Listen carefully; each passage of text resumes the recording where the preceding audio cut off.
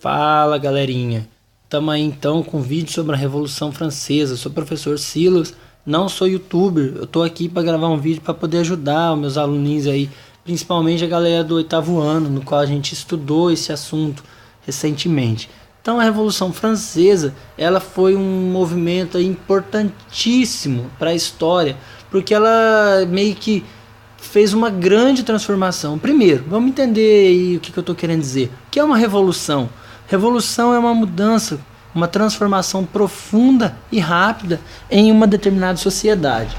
No caso da Revolução Francesa, ela vai acontecer em 1789 até 1799, tem uma duração de 10 anos, e é considerado um dos marcos da história, porque ela vai alterar profundamente as bases do poder político e social na França sob o seu lema: liberdade, igualdade e fraternidade.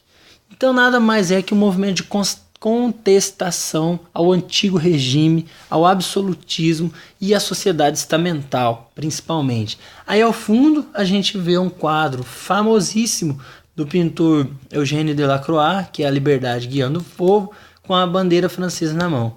Atenção, gente, esse quadro aí, ele não representa a Revolução Francesa, ele é um quadro de 1830, ele tem uma ligação com a Revolução Francesa, com seus ideais, mas ele não aconteceu, já que eu falei que a Revolução Francesa foi de 1789 a 99, o cara pintou em 1830, então foi outros movimentos que ocorreram na França e posteriormente, que depois, mais para frente, a gente vai estudar, pode até gravar um vídeo aqui. Mas é um quadro que ficou famoso nesse período porque o ideal da Revolução Francesa estava ali, certo? Aí, características da França aí antes da Revolução. Tínhamos uma monarquia absolutista, uma estrutura social desigual e excludente para a maioria da população, e a França, além de tudo isso, ela tinha umas regras sociais muito bem definidas. Por exemplo, se um cara era um burguês e se casava com uma mulher nobre, esse burguês ele podia ter muito dinheiro, mas a sua esposa da nobreza podia ser alguém falida. Na hora das refeições, o burguês ele tinha que comer junto com os criados, junto com os empregados da casa, e aí a nobre se alimentava sozinha. Eu falei isso na sala, os alunos, pô professor, mas que bobeira. Bobeira mesmo, mas são regras sociais que estavam estabelecidas aí pela cultura francesa. E é uma sociedade estamental rigidamente dividida. No livro do Norbert Elias, que ele vai falar que é um... Para quem não sabe, Norbert Elias é um famoso estudioso aí da civilização francesa, o processo civilizatório, ele vai falar exatamente sobre isso, como que os nobres eles se incomodavam com a presença de um burguês no meio deles. E a ideia da revolução era colocar todo mundo igual perante a lei, lembrando que um dos temas era a igualdade, certo? E aí a gente tem um percentual da sociedade francesa, né, da população.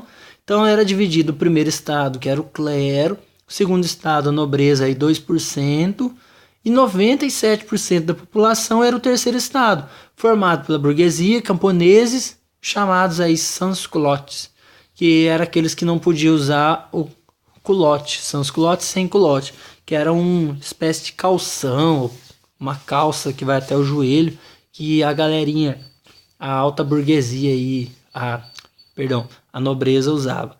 Aí, gente, 97% é a grande maioria da população. É bom lembrar uma coisa, quando a gente vê essa pirâmide assim, sinônimo de terceiro estado não necessariamente é sinônimo de pobreza. É o caso da burguesia francesa, que era muito próspera, mas no entanto não tinha certos direitos, estava aí no terceiro estado. Então vamos lá. Bom lembrar, só o terceiro estado que pagava imposto, que legal, né? E aí a França então passou por uma crise muito violenta. Aí tem um exemplo dos sans-culottes, ó. Eram artesãos, trabalhadores e até pequenos proprietários que viviam nos arredores de Paris e recebiam esse nome porque não usavam os elegantes calções que a nobreza vestia, mas uma calça de algodão um pouquinho mais mal elaborada, vamos dizer assim. E aí tem uma charge também famosa, que é o terceiro estado carregando o primeiro estado aqui na frente. Esse senhor com uma cruz no peito e atrás dele um nobre representando a nobreza. Então é o que se divulgou na época, que o terceiro estado carregava os dois estados nas costas, e isso é complicado.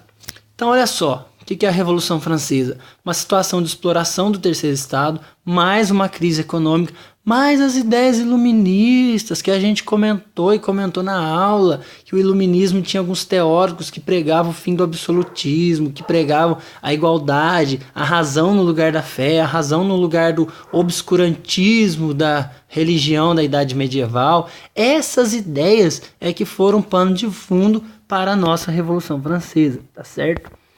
Aí então, como é que foi essa revolução? Bom lembrar, gente, que nesse vídeo aqui eu apenas quero fazer uma pequena introdução sobre o assunto.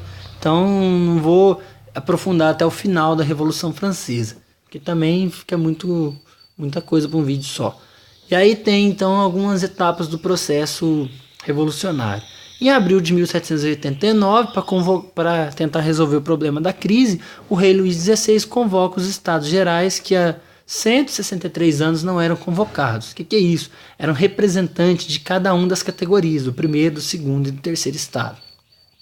E aí eles estão lá, tranquilos, no Palácio de Versalhes, quando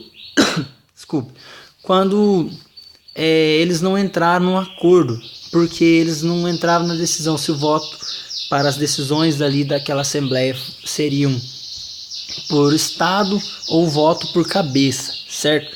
E aí o terceiro estado, ele não ficou muito contente, porque o primeiro e o segundo, eles queriam que o peso do voto deles fosse 2, enquanto o peso do terceiro estado seria 1. E isso trouxe um pouco de desconforto, um pouco não, né? Muito desconforto para o terceiro estado,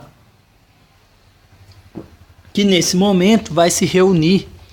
Eles vão deixar a convocação, deixar o Palácio de Versalhes ali, vão se reunir numa sala que era praticado o jogo de pela, e ali eles vão conversar entre si, certo? E vão declarar que está aberta uma Assembleia Nacional Constituinte. Eles vão prometer que não vão sair dali enquanto não tiver uma Constituição nova. E eles vão começar a redigir a Constituição. E aí o bicho vai pegar. Porque aí a galera vai começar a saber disso, o povão vai pra rua e aí começa a Revolução. E aí, aqui tem uma foto, né, da reunião dos Estados Gerais, só para uma foto muito ousadia minha, né? Uma foto do século XVIII, mas um quadro só para a gente representar aí.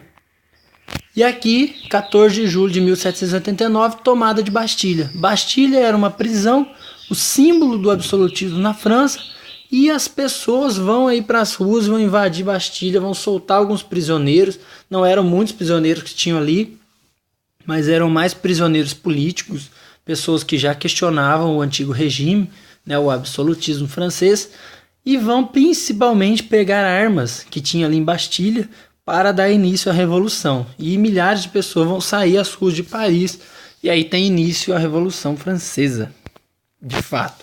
A Assembleia Nacional Constituinte, ela decretou então a abolição dos privilégios feudais, aprovou a Constituição Civil do Clero, confisco e nacionalização dos bens da Igreja Católica, publicação da Declaração dos Direitos do Homem e do Cidadão. Uau! Isso aqui é um documento muito importante, que disse lá uma série de coisas, inclusive que todos são iguais perante a lei e tal, que depois vai ser substituído pela Declaração Universal dos Direitos Humanos só depois da Segunda Guerra, em 48. E aprovou uma nova Constituição para a França em 1791. Então esses 4 itens aí é como se fosse 4 socos na cara do absolutismo. O absolutismo francês estava posto em xeque. Aqui tem um quadro mostrando a Declaração dos Direitos do Homem e do Cidadão, e defendia o direito à liberdade, à propriedade e à igualdade de todos perante a lei. Gente, só que é bom lembrar que na prática isso aí não vai acontecer muito bem não. A gente já sabe, né?